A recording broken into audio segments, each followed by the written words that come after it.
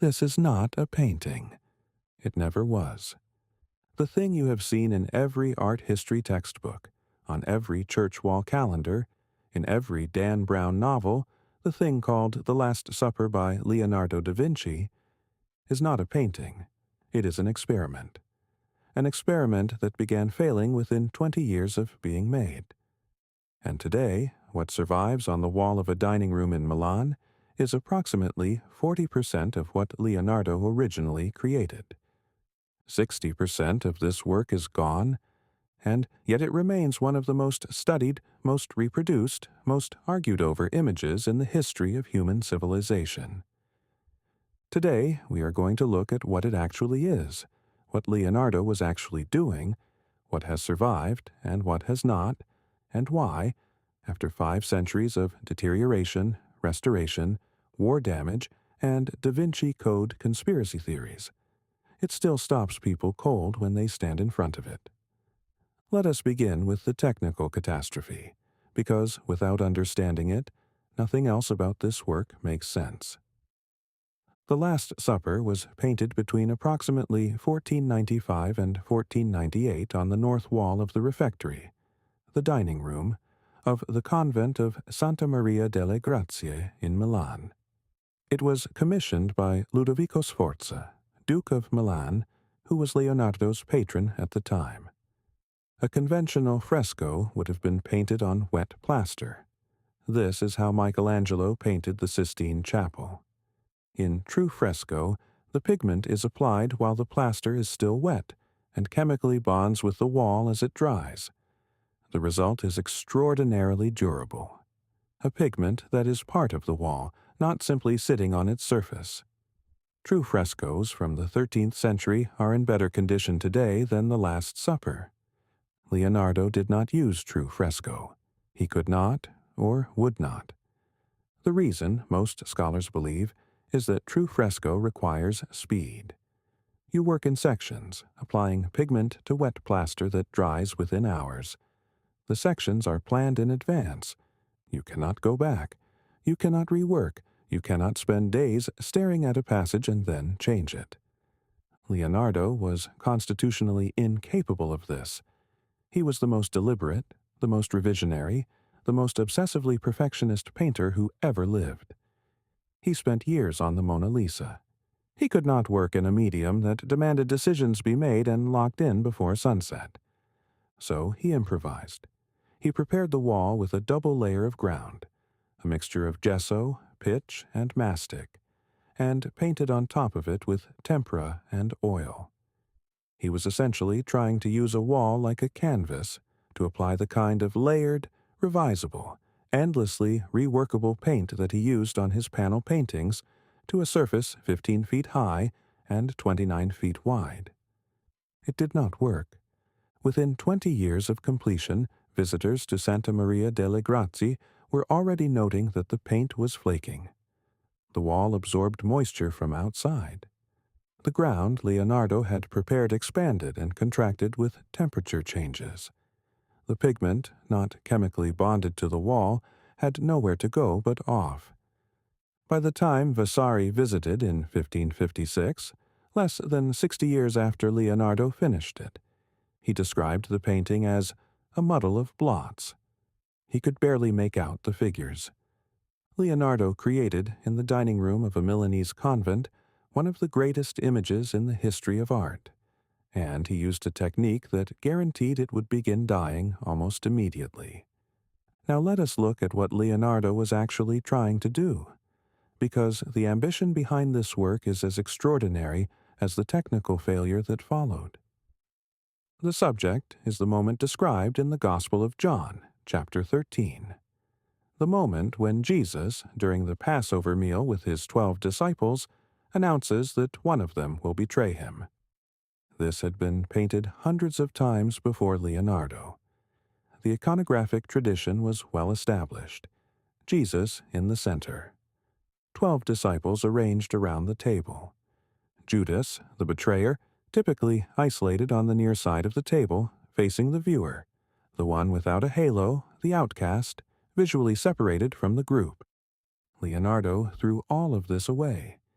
He placed all 13 figures on the same side of the table, facing the viewer together. He did not isolate Judas on the near side. Judas is in the same line as the others, third from the left, sitting close to Jesus, barely distinguishable from his neighbors except by his posture and his expression. This was radical. The tradition existed for a reason. Isolating Judas made the moral structure immediately legible. Good people on one side, betrayer on the other. Message delivered, no ambiguity. The viewer goes home knowing what to think. Leonardo was not interested in moral legibility. He was interested in psychological reality. What he painted is the moment of shock, the instant after the announcement, when each of the 12 disciples responds to the news according to his specific character. The painting is a study in differentiated human reaction. Each figure is distinct. Each posture, each expression, each gesture belongs to a specific person processing a specific psychological event. At the far left, Bartholomew leans forward, hands on the table, trying to hear what has been said. Next to him, James the Lesser and Andrew react with shock.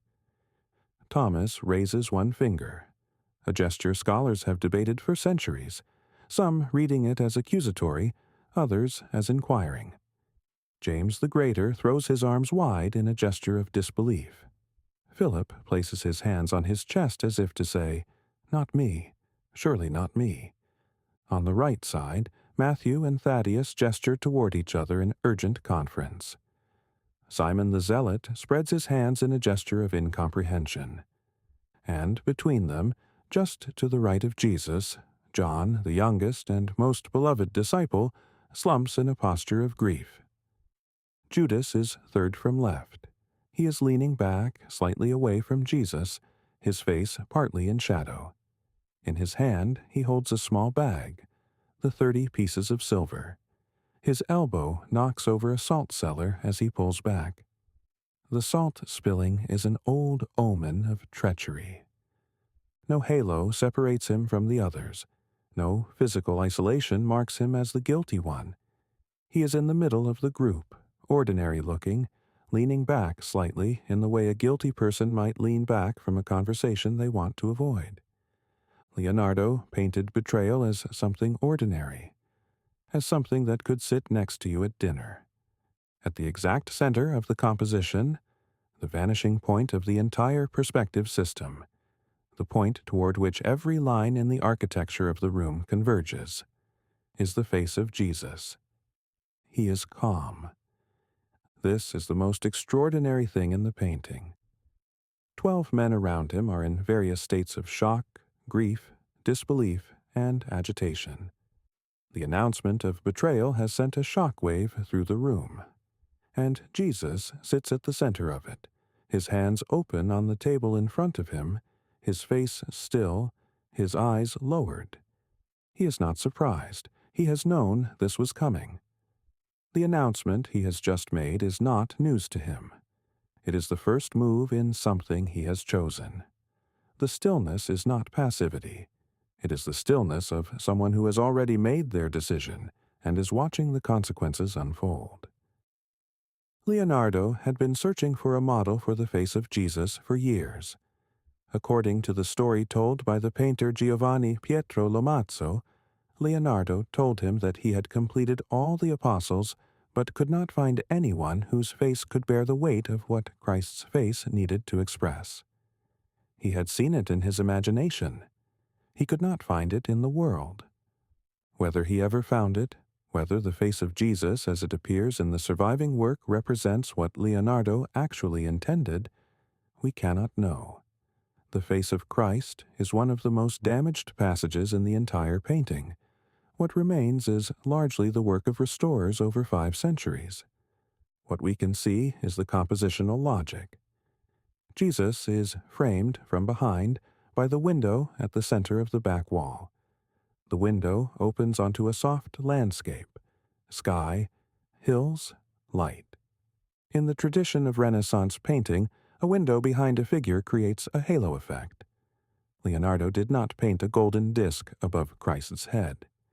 He opened the wall and let the light in. And the landscape visible through that window, scholars have noted, bears a compositional resemblance to the landscape in the Mona Lisa. The same soft distances, the same atmospheric blurring, the same qualities of light. Leonardo was working in Milan on the Last Supper at approximately the same time he began the Mona Lisa in Florence. The two works share a visual language. They share a way of understanding light and space and depth that is distinctively, unmistakably Leonardo.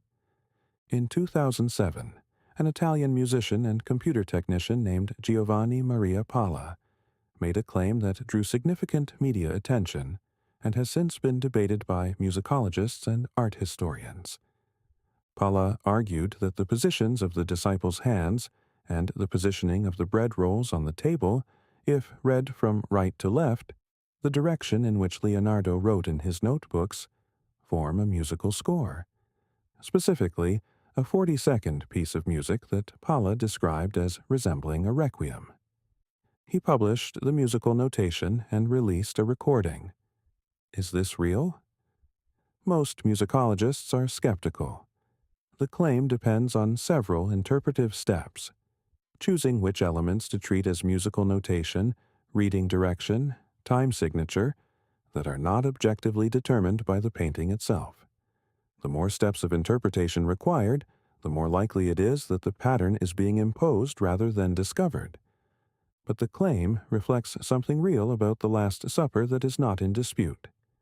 Leonardo designed it with an extraordinary attentiveness to acoustic space. The refectory where the painting sits is a long, rectangular room. When Leonardo designed the painting, he extended the architectural space of the room into the painting itself. The ceiling of the painted room mirrors the actual ceiling of the refectory. The perspective is calibrated to work from a specific viewing position on the refectory floor, and the proportions of the painted space were calculated to make the viewer feel that the room continues beyond the wall. This architectural integration is acoustically interesting. Sound in a long rectangular room behaves in specific ways. It echoes, it accumulates, it creates standing waves at certain frequencies. Some researchers have suggested that Leonardo was aware of this, that the spatial construction of the painting reflects an understanding of how the room sounds as well as how it looks. We cannot prove this, but it is consistent with what we know of Leonardo, a man who studied acoustics, who was a musician himself, who designed musical instruments, who wrote about the relationship between sight and sound in his notebooks with the same analytical intensity he brought to anatomy and hydrology. The music in the Last Supper may be imaginary. The attention to the full sensory environment of the space it occupies is not. By the early 20th century, the Last Supper was in critical condition. Centuries of moisture, temperature change, prior restorations done with incompatible materials, and one direct hit by an Allied bomb in August 1943, which destroyed the roof of the refectory and left the wall exposed to the elements for 2 years, had reduced the painting to something close to ruin. The bomb deserves a moment. On August 15, 1943, a Royal Air Force bombing raid hit Santa Maria delle Grazie. The building around the refectory was largely destroyed. Sandbags that had been placed specifically to protect the painting survived, and the wall itself was not directly hit. But the roof was gone, and for the next 24 months, the wall was open to rain, temperature changes, and biological growth. That it survived at all is remarkable. The most recent and comprehensive restoration was completed in 1999 after 21 years of work. Led by Penin Brambilla Barcalon, the restoration team used infrared reflectography, ultraviolet fluorescence, and microscopic analysis to distinguish original Leonardo paint from the work of previous restorers. They removed layer after layer of overpainting. Each restoration team over the centuries had painted over damaged passages with their own guesses about what Leonardo had intended. until they reached whatever original material remained. What they found was sobering. In some passages, almost nothing original remained. The hands of several disciples have almost entirely been reconstructed by restorers. Significant portions of the tablecloth, the food on the table, the backgrounds between figures. These are restoration work, not Leonardo. But in other passages, original material survived. Some of the landscape through the windows, some of the architectural elements, and, most significantly, fragments of the faces, enough, with the aid of preparatory drawings and early copies, to understand what Leonardo intended. The most important early copy is the one that hangs in Tongerlo Abbey in Belgium, painted in the early 16th century, probably by a pupil of Leonardo who had access to the original before significant deterioration. It shows details, the expressions, the positions of hands, the food on the table, that are no longer visible in Milan. The Last Supper you see when you visit Santa Maria delle Grazie is a collaboration across 5 centuries. Leonardo's intention, filtered through damage, through incompetent restoration, through war, through 21 years of forensic recovery. It is simultaneously the most studied and the most unknowable work in his career. Every day, approximately 2,000 people visit the refectory of Santa Maria delle Grazie in Milan. They book months in advance. They are admitted in groups of 25 for 15 minutes at a time, through double airlock doors that control the humidity. They stand in the low light and look at what remains. And then, almost without exception, they go quiet. This is what great art does that reproductions cannot do. The reproduction tells you what the composition is. The actual object tells you something else, something about the presence of a human intention that was here, in this room, on this wall, 500 years ago. Leonardo was 33 years old when he started the Last Supper. He was working in Milan under the patronage of a duke who would be overthrown, imprisoned by the French, and die in a French prison 8 years later. The convent where he was painting would be bombed by the British. The technique he used would fail within a generation. None of this was knowable in 1495. What was knowable, what Leonardo knew and brought to the wall with him, was a specific understanding of human psychology, of how emotion moves through a group, of how a body carries a feeling and how a face can hold more than one thing at once. He painted 12 men hearing news that would change the world, and he painted each of them differently. Not because he was following a formula, but because he had looked at people, had studied their faces and bodies and gestures with the same obsessive attention he brought to the wings of birds and the circulation of water. And he knew that every human being receives catastrophe in their own way. The Last Supper is dying. It has been dying since Leonardo finished it. What remains is a fraction of what he made. And it is still, 500 years later, one of the most powerful images of human reaction to devastating news ever put on any surface, anywhere. That is how good it was to begin with.